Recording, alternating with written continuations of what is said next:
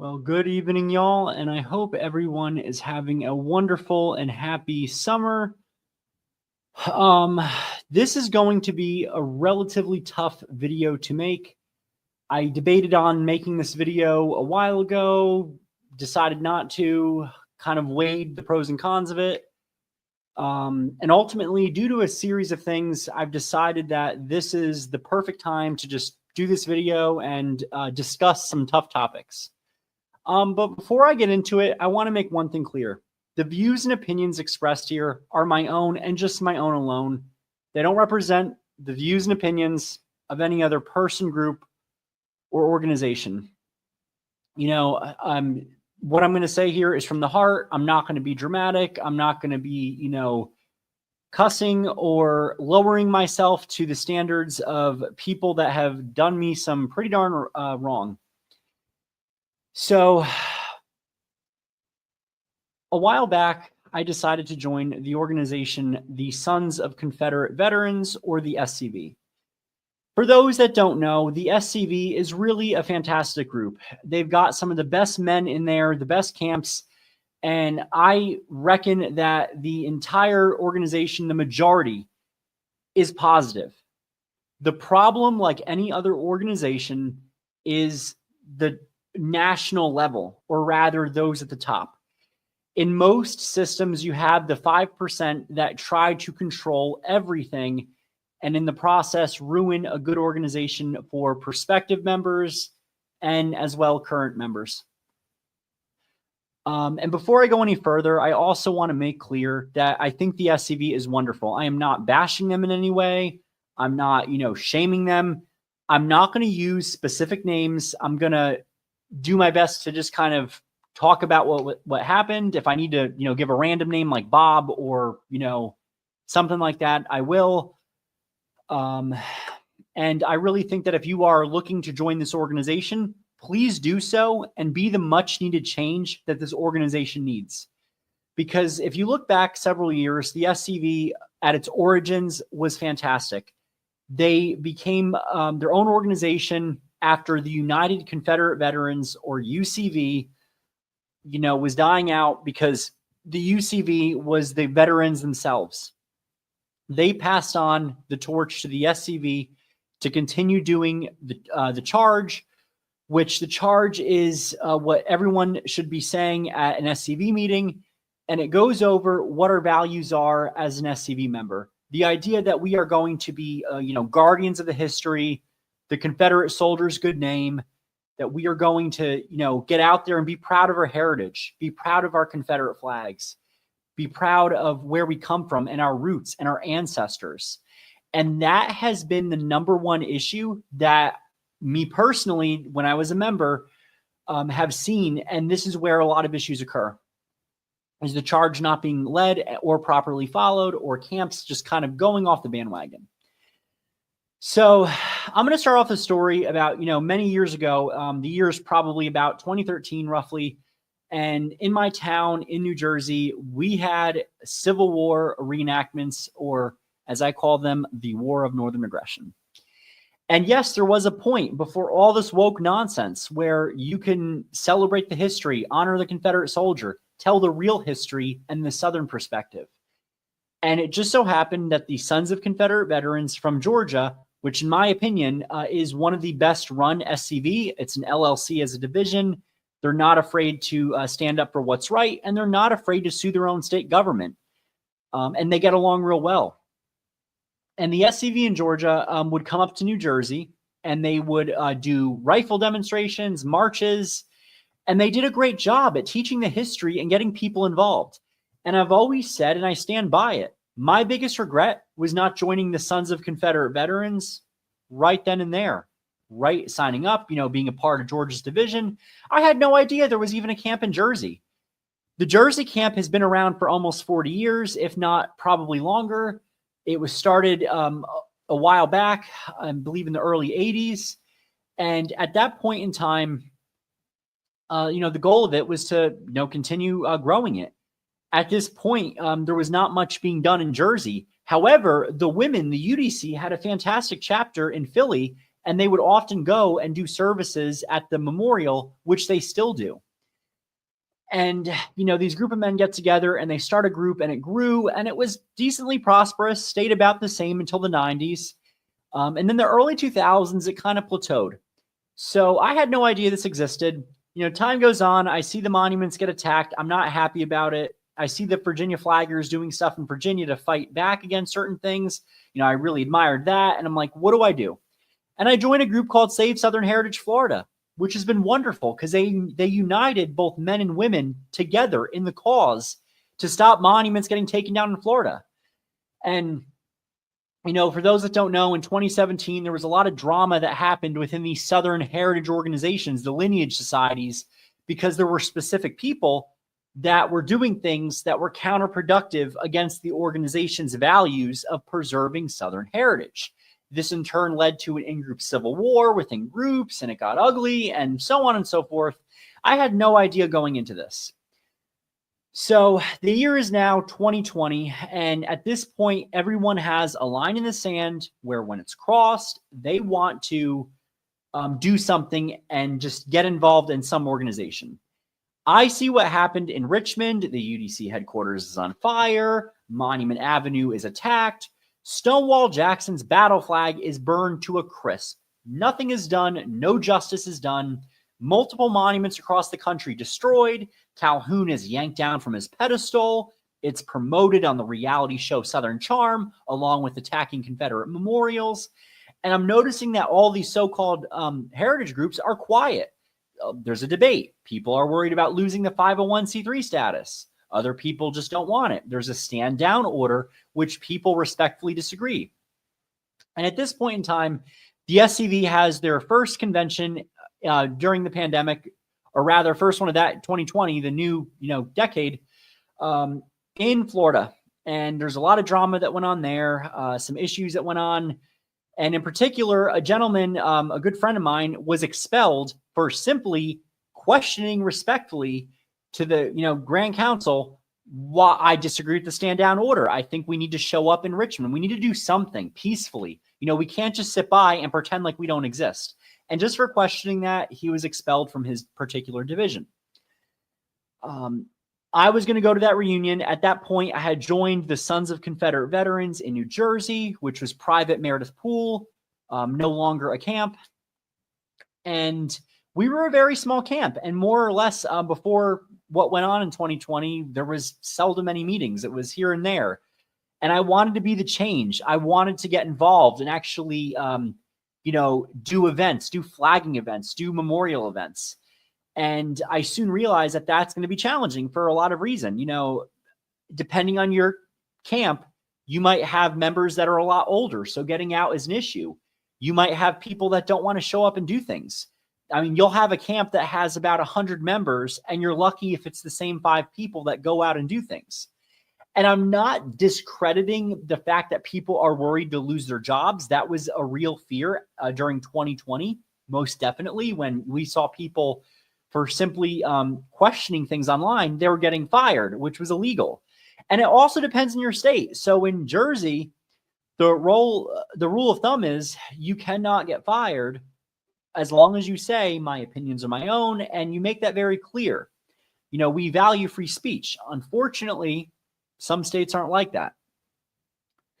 So I don't go to the Florida reunion because of what's going on, and flying out's a nightmare and all that, and I wouldn't wear the mask. And I said, you know what? I'm going to try to do something and do what I can. So at this point, I'm trying to recruit new members for the SCV in Jersey.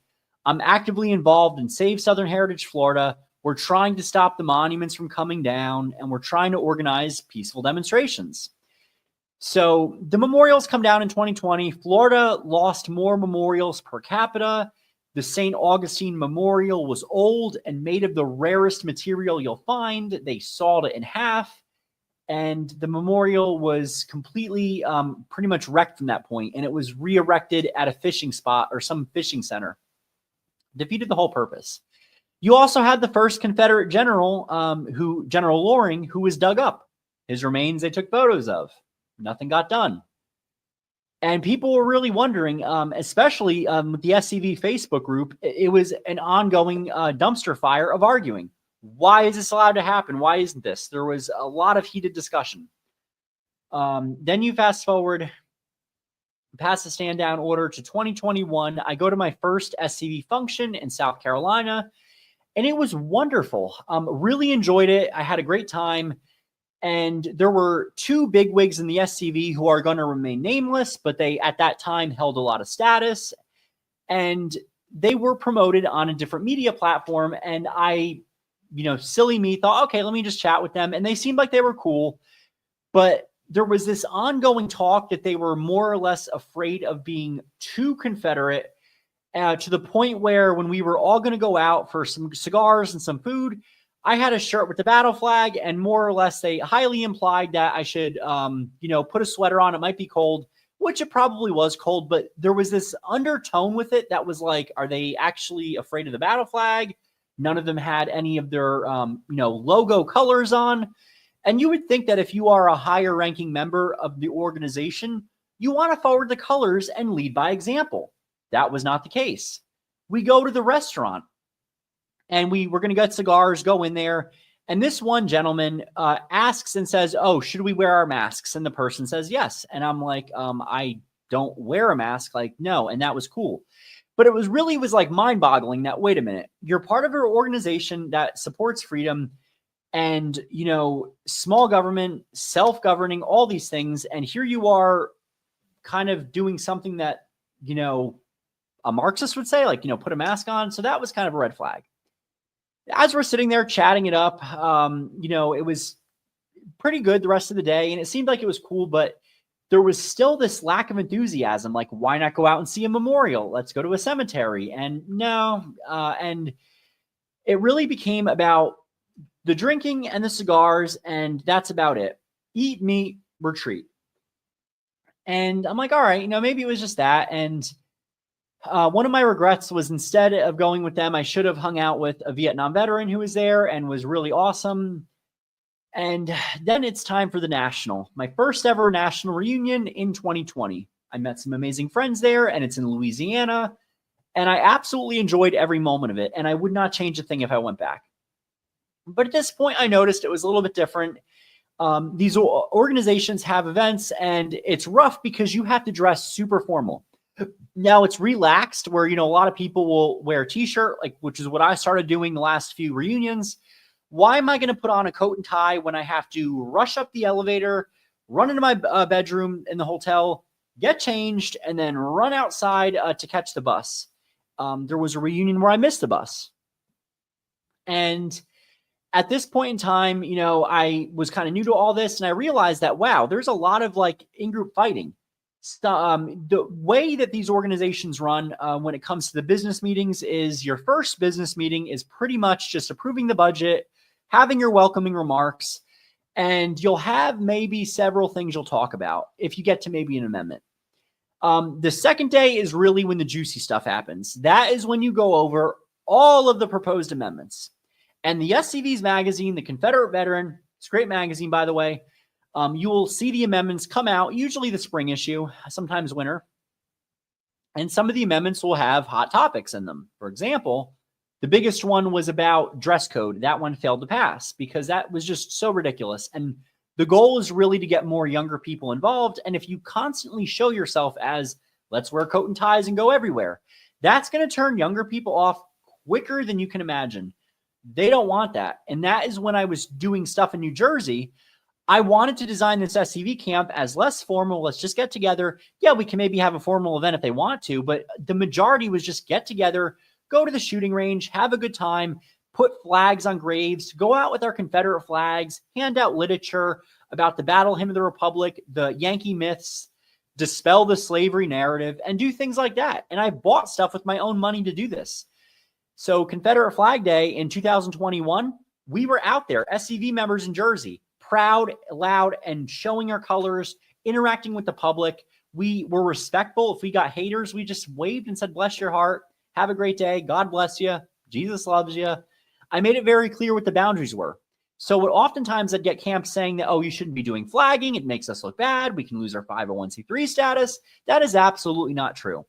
If you set the boundary and make it clear, and if one person, let's say they say a cuss word, make it very clear they're done for the day. They're not allowed to be with you. That's how you deal with stuff like that. But people become too afraid of that. And I don't want to overgeneralize and say all, because there's wonderful camps that do all these things. But we need more change on the national level to stop just being so afraid of your own shadow and be proud of who we are as Southerners. And I remember around this time, there was some stuff going on with various subgroups of the SCV. And there was this myth going around about this SCV blacklist. Blacklist? What does that mean? No such thing exists. And I was told that, oh, that's just a myth. And, the so-and-so that got expelled, it was for a good reason. Well, one thing led to another, and more you would see good people that did the most, they were dropping like flies. They were getting kicked out. They were getting expelled. So fast forward, it's the General Forrest funeral. And at the time of the funeral, it really was a rough time. And it was like, people had mixed feelings on this. There was a lot of drama that went into it. They wouldn't allow you to have giant flags. You had to have smaller stick flags. My own opinion is because Forrest was loved by so many, it should have been a celebration of life versus, if you tried to walk in there and you had a kepi on, you'd get yelled at. If you tried to take any photos, you were screamed at. They would try to make you delete it off the Facebook or your phone. And it really became dramatic. And that's when things started to snowball. So into 2022, it's the last reunion. It's a new commander's taking over. And around this time, people are all excited. And I remember kind of just feeling uneasy, thinking, yeah, we didn't really do much the last 2 years, 2020, 2021. Who knows? Maybe this will be better. But giving credit where it's credit's due, the particular person mentioned that when you do Confederate services, you only need to have the state flag, the Confederate battle flag, and the Confederate national flag, and not the federal flag. And I agree with that, because the federal flag on a Confederate soldier is extremely disrespectful. And that's something that has been ongoing, that you just see this domino effect of once proud Confederate SCV camps hiding behind, non-battle flags, only doing the federal flag I've seen a few times, doing the pledge, which has been another polarizing issue, being okay with the battle hymn of the Republic, and it never ends there. And then there's also been camps that if they were too unreconstructed, they would lose their camp charter and the charter would get pulled. And it was ridiculous. And as we're now in the year 2022, we start to hear stuff with Arlington. And this particular person, who's the highest ranking member, is going on saying that, oh no, Arlington will never be touched. And then a friend of mine respectfully told this person, I'm sorry, that's not true. Look at what happened to Richmond. We were told they couldn't remove the monuments, and look at what they did. And the organization in Virginia said to stand down, don't show up, don't do anything, and let riots run rampant. So the Stephen Dill Lee Institute, which is fantastic, I don't think they still do it anymore. This was basically an intellectual symposium. So you would learn a lot. You'd learn from scholars. You would get some great literature, and you would learn a ton. And I went to that in Florida, and it was done wonderfully. And we even did an iconoclasm tour, which that was a theme. What we're seeing was iconoclasm, the systematic taking down and destroying of icons, as well as, destroying statues and all those things. So, as this is playing out with this Stephen Dill Lee Institute, Arlington is a big part of this because we're worried. The goal is for them to take down Arlington, the naming commission, or as we called it, the shaming commission. And I remember walking back out there, I was getting some fresh air, and some higher ranking people who came out there were talking about how they didn't really care about Arlington and all this. And as I'm walking back there, they see that I'm there, and I get beckoned over there. This person pulls me down and says, if you breathe a word of this, I will have you brought up on charges and expelled. So right off the bat, I get an uneasy feeling like, oh man, this is not going to bode well at all. So I'm already really nervous, like, great. Now I realize that so-called people who are supposed to care about the heritage don't really care about the heritage. It's just a chance for them to play politician, get a power trip, travel, smoke, drink, do the whole 9 yards. So As the time is going on, I'm working tirelessly in Defend Arlington to do what I can, do my civic duty, and do my duty as a Southerner. Like Stonewall Jackson said, consequences are God, duty is ours. So, we're doing certain things, and the SCV is a hit or a miss. There's fantastic divisions, fantastic people, fantastic camps.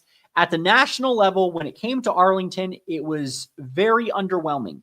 And information was not properly passed down because about 2 or 3 people gate-kept the information. And because of their gatekeeping, nobody else got the information or distributed it. So now we go to Arkansas. It is now another reunion. It's wonderful. It's a great time, great division. I'm meeting friends out there, and I'm helping to run, when I can, the Arlington booth. And right off the bat, the whole attitude of Arlington is just very lackadaisical. You have wonderful camps supporting it, other camps not supporting it. And around this time, too, there was also ongoing issues because when I was doing, Mason-Dixon podcasts on Monuments Across Dixie, there was an individual who's going to remain nameless who did not like that with Save Southern Heritage Florida. Save Southern Heritage Florida did the most when it came to saving monuments and actually causing change in Florida. Leading the charge in Florida, maybe a few camps did, but as a whole was not done by the division. In fact, it was promoting to pretty much take monuments down, lock them away in a private park where it's difficult to access. And when it came time to doing a flyover, the SCV in Florida wasn't too happy about that. There was camps that supported it, but at that state level, people were foaming at the mouth because they didn't like the Confederate battle flag, and they didn't like the fact that this was actually causing people to realize that, guess what? We're here, we're proud. Instead, it was keep quiet and let's promote monuments getting taken down. That was the attitude that was given instead of leading the charge.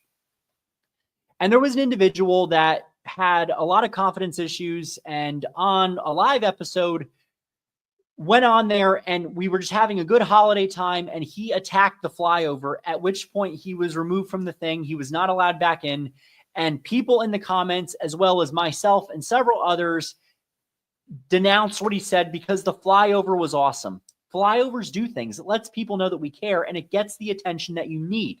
You have got to be controversial, and you cannot be afraid of that. And that's been an ongoing issue. So I knew off the bat that, okay, I'm kind of stirring the pot a little bit. And around this time in Arkansas, I've recruited a ton of new people in the SCV for New Jersey, and I want to grow this and do a second SCV camp. Maybe start a division, but you know what? I didn't really want to do a division. Because when you have a division, you kind of have to answer to national. However, people do not understand the SCV has a constitution. Oftentimes, this is not followed or read. And the camps have the authority to set their own power and even nullify what's done at national. So if you don't agree with national, you could override that as a camp. Not many people know that.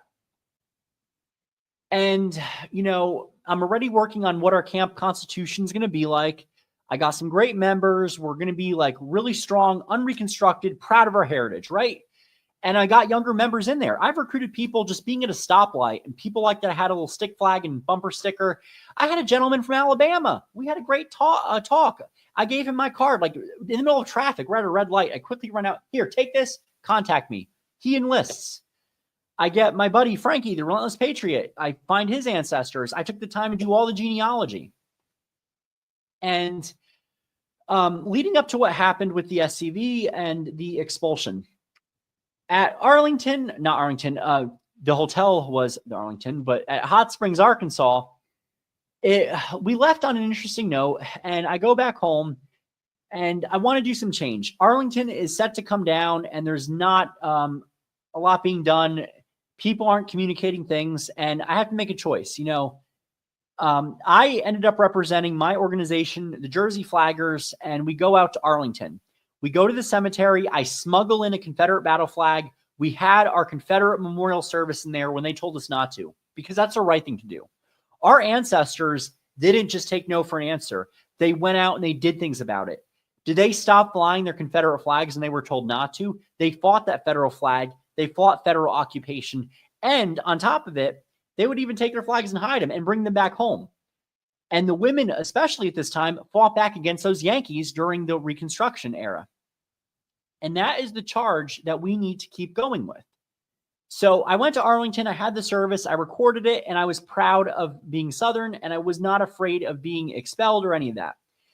And around this time, I put the photos up. I said, look, I went to Arlington, I did this, I'm proud. And a person who's going to remain nameless, who was a higher ranking SCV member, was like, Vinny should know better. Why would he do that? What's wrong with him? So I already knew that I wasn't well liked, and I was getting reports of that. Then comes time for the reunion in Charleston. Now, before that happens, around the summertime, I'm really tired of it, because under this administration, there's been a fear of the battle flag. There's been a fear of the SCV logo. And I decided, you know what? I'm going to get the SCV logo tattooed on my arm.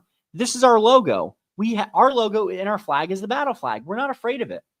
But there was this logo that we called the postage stamp logo, S, C, and V, and it was a series of letters.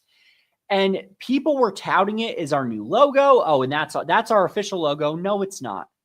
There were people in the SCV that do not know their own history. This individual who wanted to be a history teacher, and Lord help us if he became one, he went on and he said that, the battle flag logo only came out in the 1960s. What a myth that was. Our logo always had the battle flag. In fact, back to the early 1900s in the Confederate veteran magazines, I was even seeing articles that were showing the medals of the Sons of Confederate Veterans that were identical and the same as today. Now, here is a picture of what the original SCV logo had looked like. And let me just share my screen. So this right here is what the logo originally was. United Sons of Confederate Veterans, and it was the third national flag crossed with the battle flag. And a fun fact on this, there's a very vintage UDC pin that is pretty much identical to this. And the Virginia Division logo for the UDC, which is gorgeous, is the first national crossed with the third national. It was about unity. It was showing with third national where we are today, with the battle flag still fighting. And that was really a way of reaching out. That was the history of our logo. However, people didn't know this.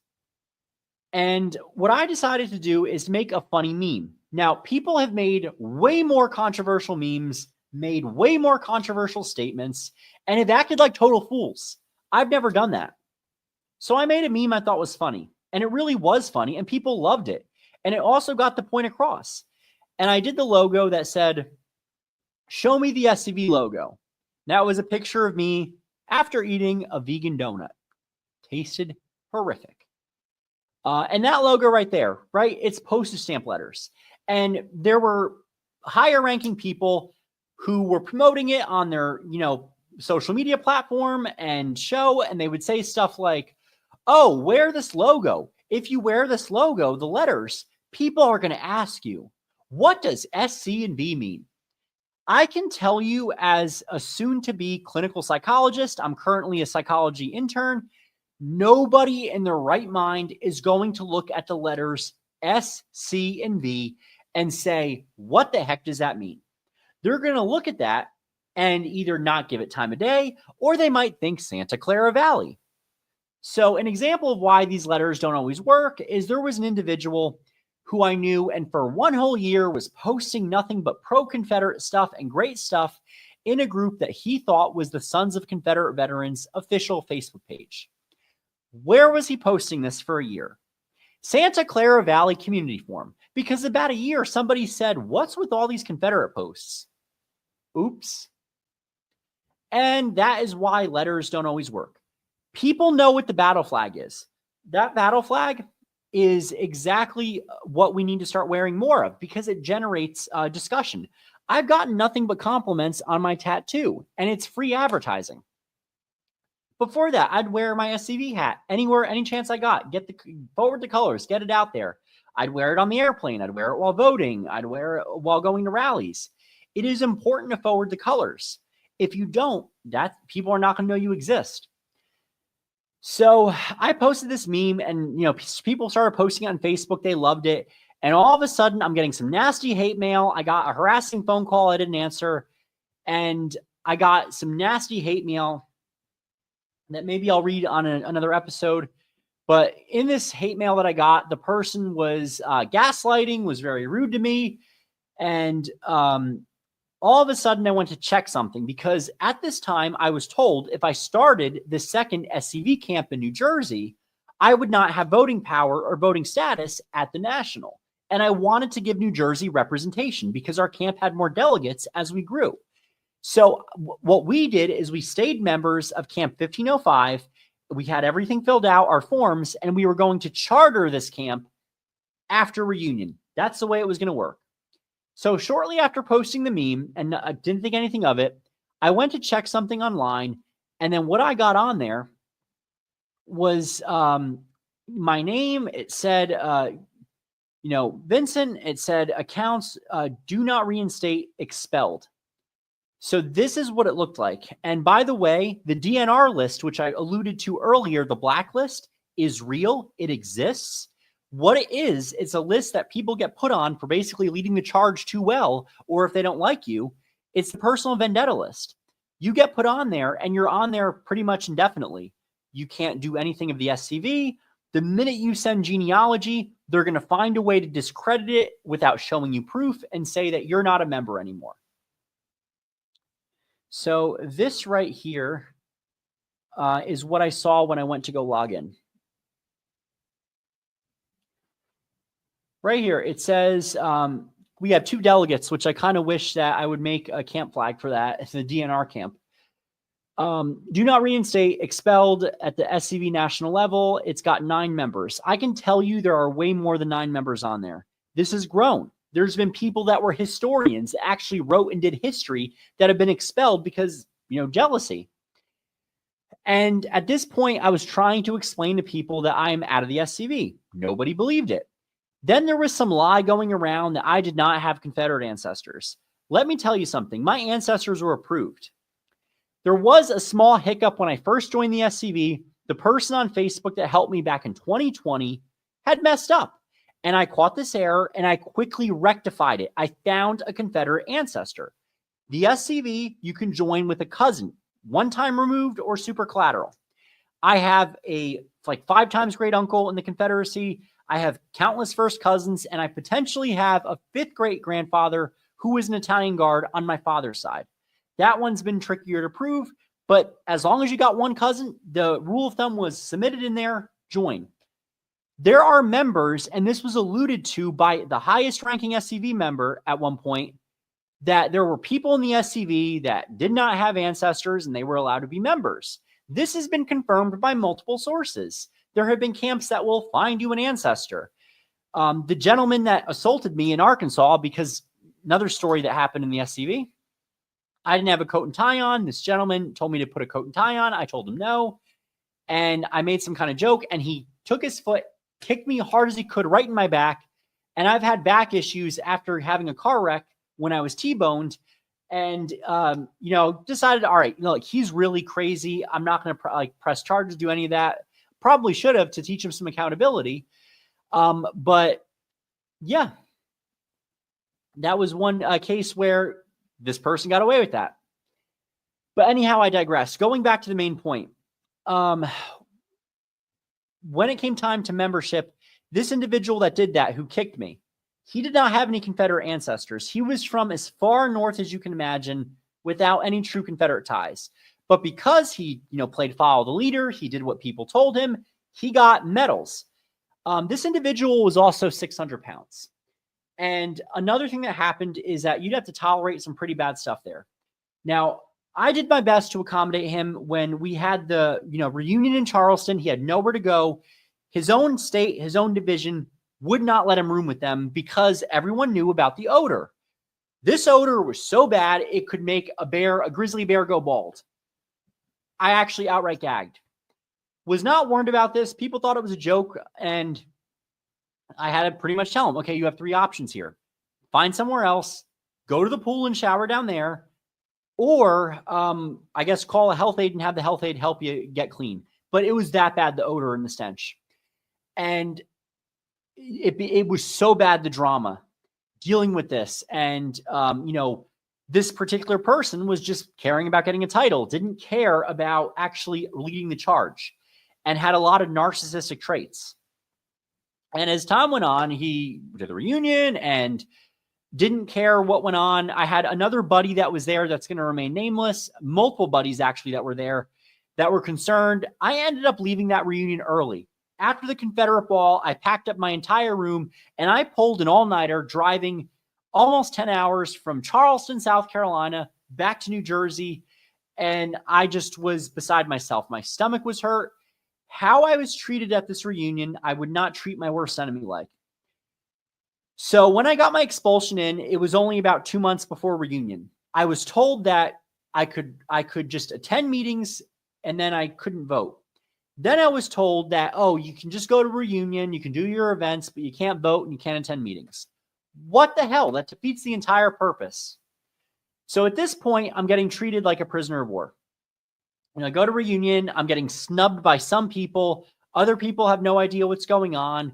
Some people are asking me, oh, you don't have ancestors. No, that's not true. That is defamation of character. Then there was a higher ranking SCV member.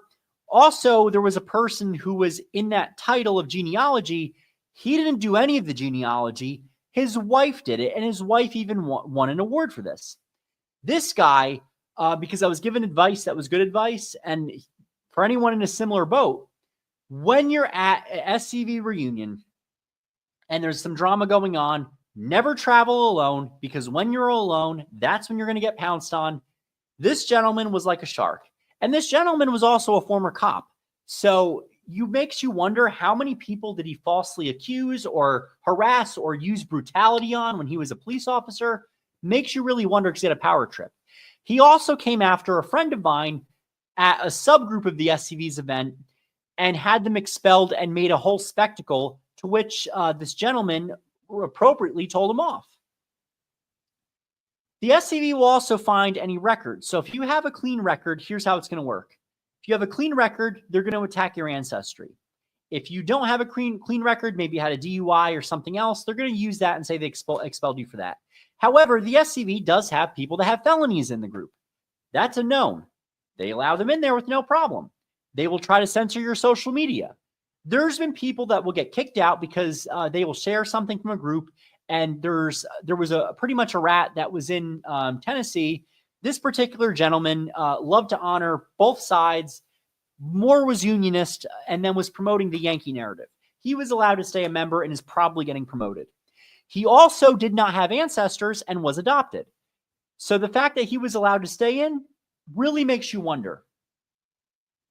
So, I'm going through the reunion and it's not looking good. This guy verbally assaulted me, got in my face, breath stunk, was really bad, was yelling at me. And I had three choices. I was ready to probably clobber him. And I decided that, you know what? He wants me to stoop to his level. I am not going to do that. What do? I end up being peaceful. I take the verbal assault and I tell this person who is now threatened me to my face that every organization, every lineage society that I'm part of, he will get me thrown out of there. And it was a power trip. And I decided, you know what? I'm not going to stoop to his level. I was raised a Christian. I pray for his soul. I end up going to my bedroom. My one friend was there and I just processed it with him. It was so beyond hateful what I had to deal with. And then on top of that, there was another person who was a higher ranking member. I told him about this person's behavior. And the response I got was, oh, that's just who he is. Just don't take it personally. Wow. Then I had a person who previously held a higher ranking title, him and someone else who did as well. And he said, oh, come join our camp, this and that. And what he ended up doing to me was just smiled in my face and had a dagger in my back. I sent him my genealogy, and then he said, that looks good. I don't see the issue. The person who verbally assaulted me then said, no, Vinny's genealogy is bad, and he refused to show me the proof. Then I got a message it was actually certified mail on a Saturday. It drove my entire family crazy. We had a knock on the door. It was like hand delivered. I had a sign for it. And of course, it had the postage stamp logo. And it was my expulsion letter that was signed by, normally an expulsion letter is signed by a commander of the SCV and, genealogist or something like that. And it was odd because the adjutant didn't sign it. There was no adjutant signature. It was signed by a judge advocate, which was crazy. And I'm like, all right, that's really bizarre. So when that happened at reunion, I ended up deciding, you know what, I'm going to do my best to get through the rest of reunion. Now it's the trip to Fort Sumter. And at Fort Sumter, the gentleman who was a higher ranking member, I was trying to keep my distance. He didn't realize I was on the boat on the way there. And I'm trying to hide on one end, keep a low profile, think I'm out of the woods. All of a sudden I hear Cousin Vinny, and he puts his arms around me, yanks me in for a hug. I can't break free. Again, whatever it is with the bad breath, it seems to be rampant. I was gagging. It was like sausages and anchovies. And he said, Cousin Vinny, are you going to become a friend of the SCV? And I said, no, sir. And he goes, what are you going to do then? Well, since I'm a thorn in people's side, I'm going to become a thorn of the OCR. Wish I had a camera for this person's face. So I finally got a little sassy, kind of had to. We got done with the tour of Fort Sumter. Spoiler alert, Fort Sumter's not worth it. It's become Yankeeized. Go back on the boat and go to the oratory contest and, just enjoy the rest of the day. Then it's time for the Confederate ball. Got snubbed by some people who I thought were my friends. They wouldn't acknowledge me. Very nasty. And I get done with the ball, and, how grown adults and grown men act, it never ceases to amaze me. I have a good friend in the organization who's also a psychologist, and we were geeking out and talking. This individual who also had it out for me, now mind you, this individual, I had no idea what the heck I've done to him. He just out of nowhere woke up on the wrong side of the bed. I also helped to produce a great program. It was made possible by a very nice gentleman and another person who helped me, and it was Meet the Candidates. We allowed people to come on here and talk about their platform and interview them. And it was cool because, I have experience in media and all that. And we got to make it fun and non-biased and have a good time. And because this person would not win his election or something, he didn't take a good look in the mirror and realize that he had problems. That's why people didn't vote for him. Instead, he took it out on me. And he is standing this close to me. So if I'm talking to somebody, he's right here. And I'm averting my gaze. He's giving me this look. It was like an angry, upset leprechaun. If you've ever seen that little leprechaun with the fists up, that's the kind of look I'm getting. And I'm trying not to laugh. Like, truly, it was ridiculous. It went on for no kidding about 10 minutes. I kind of know when I'm welcome and when I'm not welcome. And I said, you know what? I'm going to pack it up and leave. The gentleman who was 600 pounds, who stunk up the room, who broke the couch, who I was worried was going to charge the bill because he's done that to other people, would charge food to the room. He was more concerned about hanging out with people and, being the center of attention. And he asked where my moonshine went. And dude, I'm going to give you my moonshine.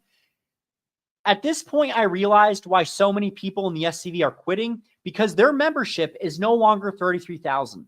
There's a lot of transparency issues on what the actual membership number is. And allegedly, it's about 19,000. I think it's a lot less than that. A lot of people agree. People are getting expelled. People are quitting. People are not dying or moving to Florida. The numbers are going down because of stuff like this. Because, you try to promote the cause and you're gate kept every single way. You're roadblocked. They won't let you through. They do all these things to prevent you from doing this. Heck, there are even camps in the SCV that if you so much as look at the wrong person, you could get kicked out. It should not be this way. And this whole thing that, you're from the North, you must be a Yankee. I'm going to be honest, y'all. I've been told by some people that, wow, the fact that you're from New Jersey and you're that Confederate, the fact that you know the truth, there are people in the deep South that have been fully reconstructed and are afraid to even say the word Yankee. We've got to overcome that, y'all.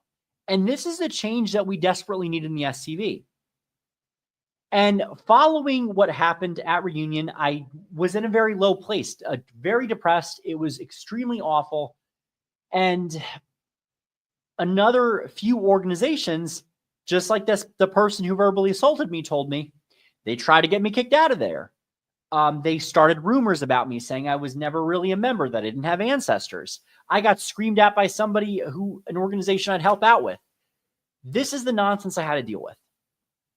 That being said, I will still support the SCV. And the fact that people are like, Vinny, what do you mean you'll still support the SCV? There are fantastic camps. I don't want to name them because, who knows? I don't want them getting attacked next. I'll go to their events. I will still support them. I'll still buy stuff from them. I'll do what I can to financially support them with donations, fundraisers, all that, because they care and they lead the charge. It should not be 5% at the top that spoil it for the rest of them. I still think the SCV has a lot of saving grace, and I still think that it's a great organization. I may not be a member, but I still consider myself a member because I have the ancestries. My ancestors, they're real. They're not fake. I tried calling for a national-wide audit, and that was denied because you know what? The fact that they would somehow take commander-approved genealogy and say, oh, no, that's wrong. I was also told by several credible sources, the SCV doesn't check genealogy. They look at it, they take your check, they shred it. The fact that they couldn't find my genealogy, which I had time-stamped and on my computer, really spoke volumes. If you really had my genealogy, you'd have that at their headquarters. And then there was this whole scandal with the museum that people know about that. And that's another topic for another day. But I'm noticing now more and more people are getting expelled. The last few times I was mentioned by name, I went and I spoke at 2 SCV camps, and the person who's in charge of doing all that called me up and verbally harassed me, which I just hung up and blocked his number. I was going to go to the police, decided not to, wasn't worth it. And if the SCV wants any chance of surviving, they've got to stop micromanaging, number one. They've got to start being less formal, and they've got to start actually listening at what the young people want and appealing to them. You know, young people want to have fun. They want to have fun events. Make history fun versus having it where it's coat and tie everything. I'm not against dressing up formal. I dress up coat and tie for country club events, and I love it and have a good time. But if you really want to get more young people in there, you have to make it fun. You've got to stop worrying about offending people too. And that's more or less it. I am expelled, but I still consider myself a member. You know, once a member, always a member, and I will still do the best I can to support and lead the charge the best way that I can lead it. So if y'all were ever expelled from the SCV, comment down below or message us at Southern Media Company. I would love to have you on the show to tell your story because this is something that we've got to get out there. I'm really tired of it, you know, kind of pretending everything's well and sweeping it under the rug and telling a lie. Because how could you be Christian and tell a lie? There are some people that I wonder how they sleep at night. And there's also some people that I sleep at night really well, knowing that I occupy space in their head rent-free because I did the right thing and I led the charge. So that being said, that's about it. That's a lot of stuff I wanted to kind of just get out there in the open, clear some air up in there. I do have Confederate ancestors. I'm not a fake. I am proud to lead the charge, and I'm going to be in it for the long haul. So thank you for listening to my unofficial TED Talk. I wish everyone is going to have a wonderful weekend and wonderful summer and new year as that comes around, because I know we're going close to the holidays soon. It's late. I got to get to bed. God bless each and every one of you. Y'all stay Southern, and Deo Vindice.